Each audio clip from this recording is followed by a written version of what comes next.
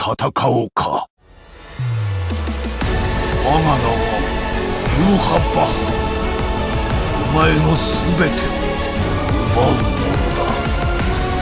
お前たちの抱く希望も未来もすべて私のこの手で砕いてやる。さあ、新たな世界へ。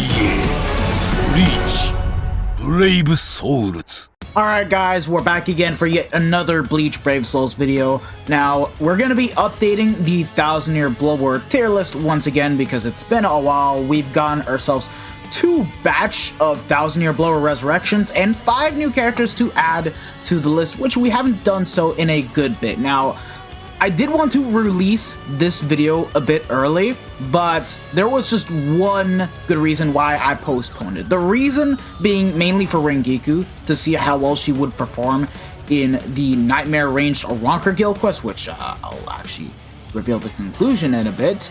And then the fact of the matter that the day after I was done with recording the video, they have revealed the resurrections for Bambietta, Candace, and Askin, and I pretty much had to delay the entire thing and redo it.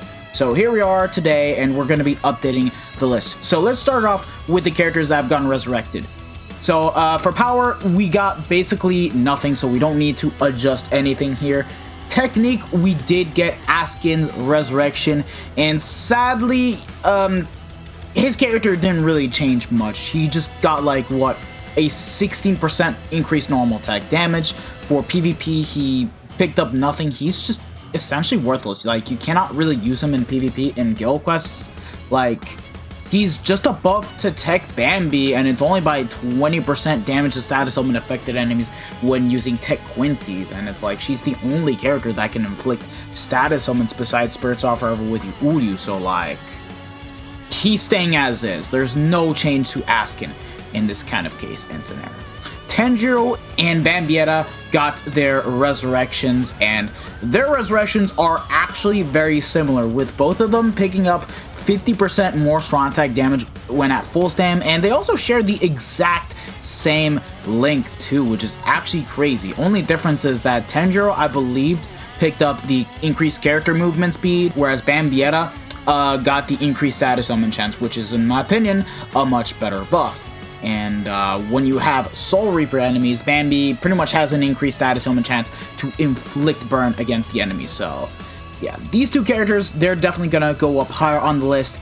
And the way of how I see it, I do think that Bambietta's resurrection is actually better than Tanjiro. They both share the exact same link, but once you have Killer active, yeah, Bambi is just gonna be a whole lot better. It's not even a discussion. Just being able to inflict status summons with ease, on top of having a bit of a better kit. I only say a bit because the SA1 is kind of mediocre, but like a 960 is gonna be better than the 3K length beam, full screen, and yeah, but his resurrection is good. You guys can debate for Tanjiro being better than Bambi in terms of resurrection, but I don't see it that way. Either way, to each their own. That's just how I feel. Mind, Kiryu did get a resurrection. Well, it's an okay one. She did get a lot of damage.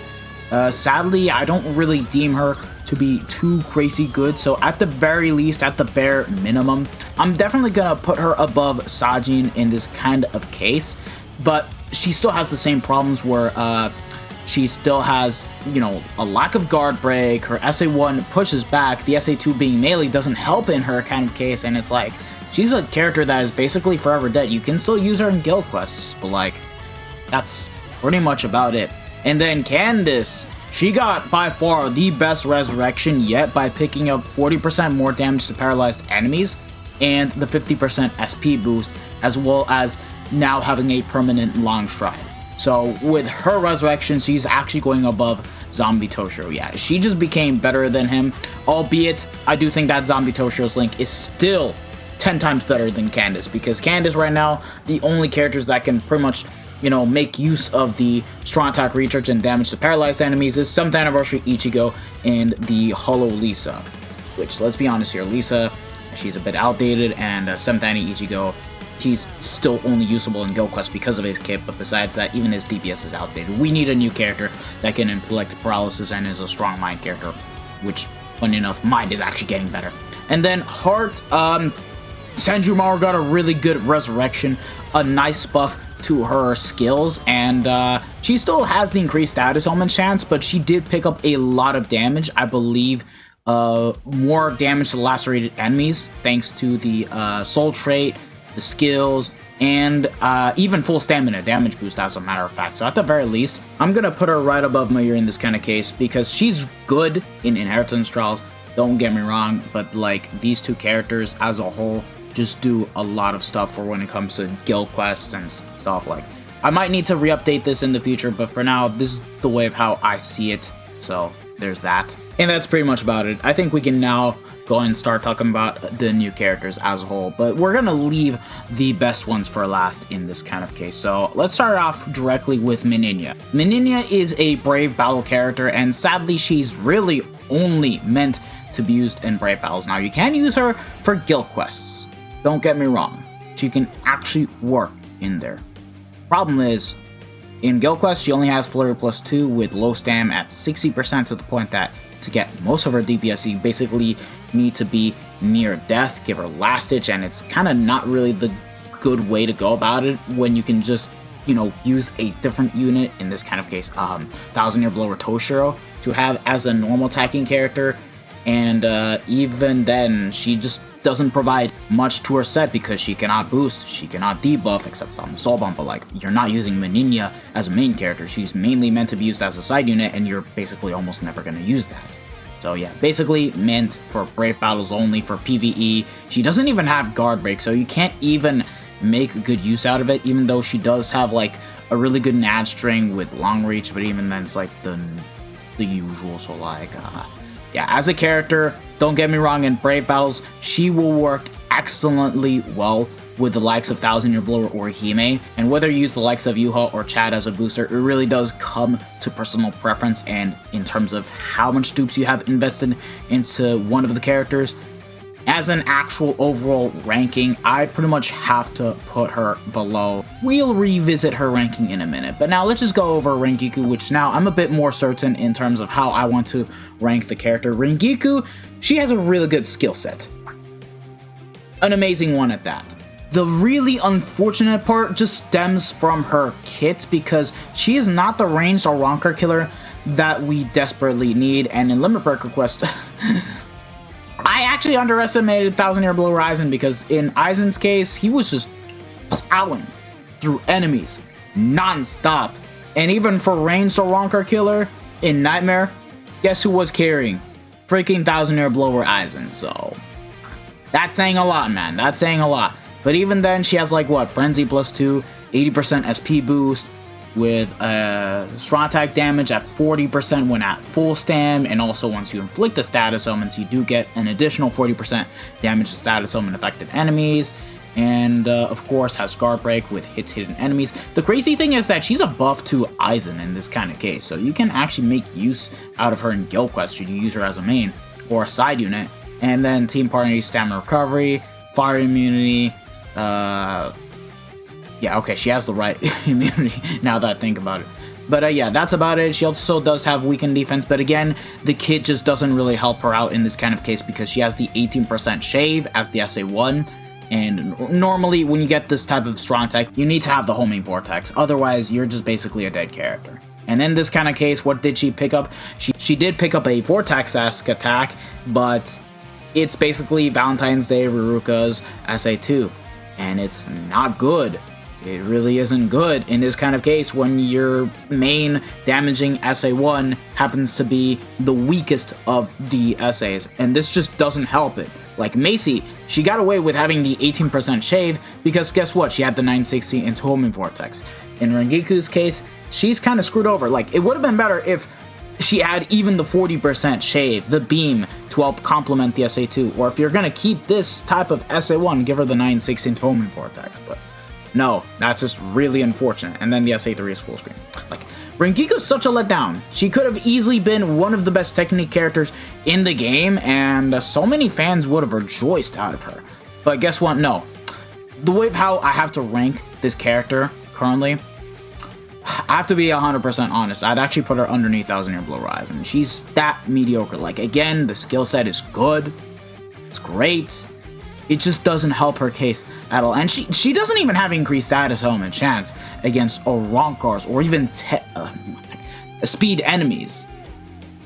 Like, she's still gonna be better than most of the characters for tech, but like, she's just a mediocre character. Like, that's the best way to describe her. She's not a good character, but she's not a bad character either. So, the best term to describe this is mid. But, yeah. And then up next, we have Thousand Year Blower Toshiro. This character is mainly a NAD character made for guild quests and outside of guild quest.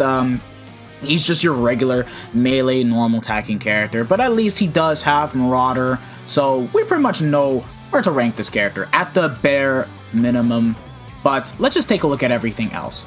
So he has Flurry +2 in guild quest. Outside of that, it's Flurry +1. And then he also has extra damage in guild quests, such as 30% melee damage and 50% killer effect with paralysis immunity, poise, and also has Star Barrier +15, so he's gonna be forever protected. And that's not all, he can actually boost on the second strong attack and also has the Walking Vortex to help him out, and also has dodge Soul Reaper damage, so he's pretty much gonna be a really nicely protected character. The really unfortunate part about this unit is he got the wrong killer. He, in my opinion, desperately needed either melee Espada killer, melee Quincy Sternritter, or even Human Squad Zero in this kind of case, because those, in my opinion, need a bit more help, whereas melee Captain, who are you going to use? Ichiru Unohana with Akon, Shinji? Do you guys understand where I'm going with for the Nightmare GQ? And even then, in very hard guild quest, you're going to be getting a really solid 52 seconds remaining if you have her max transcended. So like, great character. Don't get me wrong, great character. And I downplayed this character, but as it is what it is. In terms of the list of characters, I'm definitely going to put him... Would it even be a good spot to put him underneath Rukia? I don't know, bro. Like, Power is actually kind of mid. Always the damn NAD characters, man. I swear to God. I'm gonna put him above Rukia at this kind of pace. Like, Rukia's still good, don't get me wrong, but like, she's showing her age. She needs to be max transcended to be good. And then this Toshiro just does what a melee NAD character can do, whereas Rukia's just gonna be just good in IT. Yeah, it's kind of hard for power. I just don't even give a damn anymore. But yeah, now we pretty much have the best characters for last. Yumi Chika, amazing character. Honestly, I really do like how they designed the character. He is another character with the barrage attack like Bambietta. And in this kind of case for Yumi Chika, I do think that he is by far the best barrage character. And he's an easy top 3 for the Mind attribute and a top 3 for the Mind 1000 Year Blower characters as a whole because of what he can freaking do. Because guess what? He has the 80% SP boost, Frenzy +3 in Guild Quest, 120% SP boost because he has the 40% SP boost as a Soul Trait. Backed up with the already existing 80% SP boost, it's 120%. That's not all. He also gets increased status element chance against heart attribute enemies, and then has the extra killer stuff and the extra melee stuff. Is immune to paralysis, and he can drain, and also has poise. Really good because you can heal whether you get hit, and of course, your SA2 can never get interrupted. That is the most insane thing that he has. And he even has weakened defense with a good devastation of 16%. Like, this character, he's goated. He's actually goated. It's just that the 20% damage reduction against Soul Reapers is, in my opinion, very nicely wasted when it could have been Berserker 40, Full Stand 40. Like, he could have gotten anything besides this if it meant for him to do a lot more damage. And in my opinion, since this character is mainly catered towards guild quests, it would have been better if he had increased status element chance against Soul Reapers and humans. Like, make it killer specific, like 1000 Year Blower True Shikai Ichigo, the end of year version. So it would have been better in this kind of case, but even then, even outside of guild quest, this character is actually insanely good to the point that I actually had more fun playing as this character than Y. I'm not kidding. Like, I'm not kidding. He's just that damn good, man. Like, what are his innate abilities? Guard Break, Havoc of 20%, Sprinter +1, and then his kit, he has a 3K length beam, albeit not 1020, but it's still good. The Barrage, like I mentioned before, and then the SA3, a beautiful 1170 in front. Yeah, Yumichika's cracked. I'm glad I got him. He's really good, and that is all. And up next, Songdu. Okay, this is an easy placement. Yeah, we're gonna put him right here. He's the second best speed character that we have in the game, and just overall, what he does is cracked. He could have been able to outdamage Thousand Year Blow Retsu if he had weakening. If he had weakening, oh my god, this character would have cooked way harder because he just comes with a lot of stuff despite only having like one killer being hollow, but like still look at what he does. He has Frenzy +2. He also is a gauge character, and I do deem him to be better than Ichibei because just take a good clean look. Frenzy +2 in base with 50% Berserker, damage to frozen enemies, increased status summon chance against power attribute enemies with multi-bear, 80% SP boost, and then also has cooldown reduction because he has the SP boost just like Yumichika. So already with this, it's 120%, just like Yumichika. So yeah, there's that. And in terms of the gauge stuff he has, on the 6-star abilities, he has the strong attack recharge of 30%. So once you activate the gauge, you get your cooldowns reduced by 30%. And then Gauge Rampage. The more enemies you kill, the faster the gauge fills up. And also has Star Gauge +70%. And then Havoc of 20%, Poison Duration Reduction of 100%, and Sprint +1. And what about the gauge skills? Yeah, Frenzy +1 and Sprint +2. This guy's Frenzy +3. And basically gains 4 flash steps by the time you activate the gauge, making him by far really freaking broken. Now, if I were to name one problem that this character has, it's a nitpick, but I don't even consider it a problem, but it has to do with the SA2, because once you activate it, you do have a bit of a longer cooldown, but like, I don't think it's even a problem once you activate the gauge, because let's be honest here, you just want to activate the gauge first. Actually, no, first you use the SA1, and then use the SA2, and then the SA3, and your cooldown reduction will be heavily reduced for the SA2, so like it's not even too much of an issue for when it comes to talking about this character right here. And his kit is the same as Retsu, only difference is that he doesn't have the trap, and he has a standard 1200 radius, but the kit is exactly the same. 3K length beam with 1020 width, 870 lunge, full screen 1200 radius, so like that is all. Literally that is all. Sangdu could have been easily one of the best characters in the game, and it's just I wish he were Power Man, because Power is not looking good at all. But yeah, there you guys go. I have yet to rank Meninian now, huh? Let's just put her right among the NAD characters at the end of the day. Screw it. Either above Soifon or underneath Soifon. I'm just gonna put her right here as is. That is all. And lastly, we're gonna end the video updating the overall top 10,000 year blower characters that we have in the game. And honestly, with how things are with the overall characters, I'm definitely going to put Songdu in the list because he is definitely top 10 worthy, even as the overall best characters in the game. Like, no debate. And if I were to rank this character, I do think that he's actually better than Kilgate in this kind of case. But for Limit Break Request, I do feel that Kilgate is a bit more valuable in this kind of case and scenario. So for now, we're just going to go and bump down a lot of characters right here, just so that way we can get that done with. And I do think that Sangdu can actually outdamage Kilgate with all the stuff that he has. Like, it's just not even a debate. So like, he's definitely gonna take the number 4 spot of the overall characters that we have in the game. And then lastly, we're gonna get Yumichika in. Like, he's definitely worthy of being one of the top 10,000 year blower characters that we have in the game. So we'll just go ahead and do this and put him right above Bambi because he's definitely deserving of that spot. And yeah, that's pretty much about it.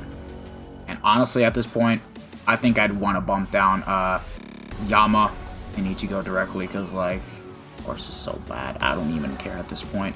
Even though this Zenjumaru is not really all that great for Guild Quest, technically speaking, Yama should be at number 10. But like, you guys get the point. And yes, I decided to change the order of the top 3 characters. Yuha, honestly, with the fact that I've been playing with this character a lot longer, he's just a lot more consistent. For Limit Breaker Quest, he's the best that we have in the game overall. In Guild Quest, he does what he needs to do just fine, and he just does it well. And Yachiru, just the stuff that she has just makes her really goddamn broken as a character. And I still feel like that in Guild Quest, she's a much better character than this Ichigo right now, currently, whereas Ichigo is entirely reliant on Killer in this kind of situation, but what he does is actually insane.